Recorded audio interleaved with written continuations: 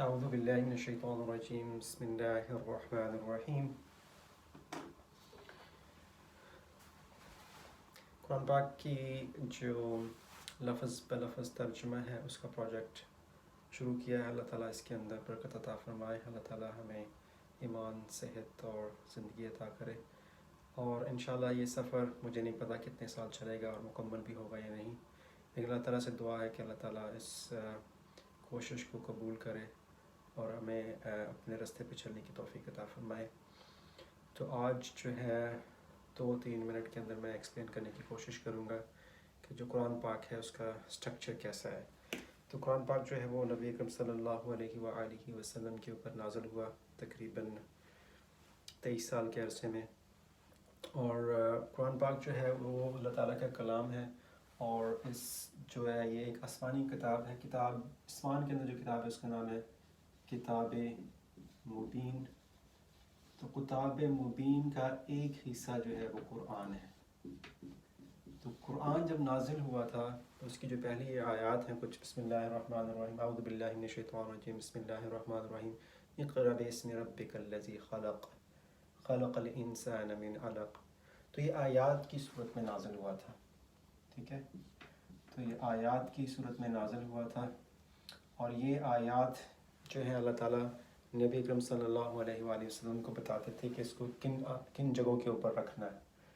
تو کچھ آیات جو ہیں وہ ان کی ترتیب جو ہے اس طرح سے ہے کہ کچھ آیات نازل ہوئیں، تو جیسے سورہ علق ہے اس کی کچھ آیات نازل ہوئیں، اس کے بعد کسی اور سورت کی کچھ آیات نازل ہونا شروع کریں۔ فرض کریں کہ سورت نمبر بقرہ کی جو کچھ آیات ہیں وہ نازل ہونا شروع ہو گئی، تو اللہ تعالیٰ نبی وسلم کو بتاتے تھے کہ یہ آیات یہاں پہ رکھنی ہے۔ تو اس طرح سے 23 سال کے عرصے میں یہ صورتیں مکمل ہوتی گئیں، اور ان صورتوں کی جو ٹوٹل تعداد ہے وہ ہے 114۔ تو 114 جب صورتیں نازل کمپلیٹ ہو گئیں تو قرآن پاک مکمل ہو گیا۔ اب بیسیکلی جو ہے حضرت عثمان کے دور کے اندر قرآن پاک جو ہے وہ کتابی شکل میں، اس کو کتاب کی شکل دی گئی، اور اس میں سورہ جو ہے پہلی سورہ جو سورہ فاتحہ سے لے کے سورہ ناس تک ترتیب کے ساتھ قرآن پاک کو رکھا گیا۔ تو سورہ فاتحہ سے لے کے سورہ الناس تک قرآن پاک کو رکھا گیا، اور بعد میں اس کو پاروں کی شکل دی گئی تاکہ اس کو آسانی کے ساتھ پڑھا جا سکے۔ تو اس وقت قرآن مجید کے اندر اگر ہم غور سے دیکھیں تو اس کے اندر ہمیں 30 پارے ملتے ہیں، اور ان 30 پاروں کے اندر 114 صورتیں۔ اب ہم اگر ایک صورت کو دیکھیں، کسی بھی ایک صورت کو دیکھیں تو ایک سورہ کے اندر آیات ہیں۔ آیات جو ہیں یہ الفاظ پر مشتمل ہیں، یعنی اس کے اندر ایک آیت جو ہوگی یا ایک لفظ پہ مشتمل ہوگی یا اس کے اندر زیادہ الفاظ ہوں گے، ٹھیک ہے؟ تو ایک لفظ یا زیادہ الفاظ پہ مشتمل ہوگی ایک آیت۔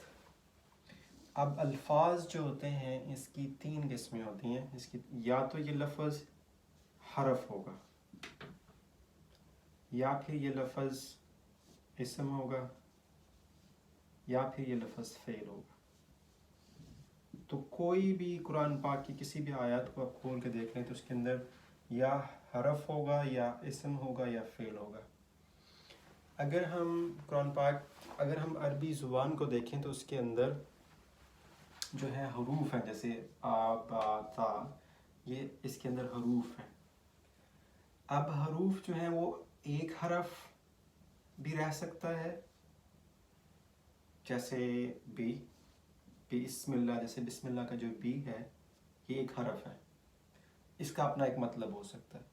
یا پھر یہ ہے کہ لفظ جو کچھ 2 یا 3 حروف آپس میں مل کے اسم بنا سکتے ہیں، جیسے کسی چیز کا نام ہو جائے، جیسے کتاب، ذالک الکتاب، تو یہ ایک اسم ہے۔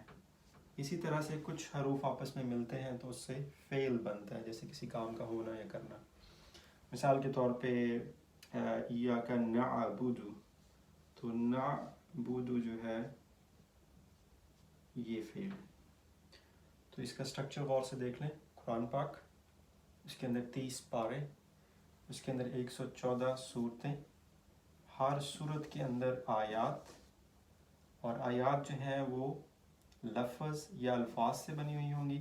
جیسے ایک آیت ہے ذالک الکتاب لا ریب فیہ، ایک آیت ہے اس کے اندر ذالک الکتاب لا ریب فیہ.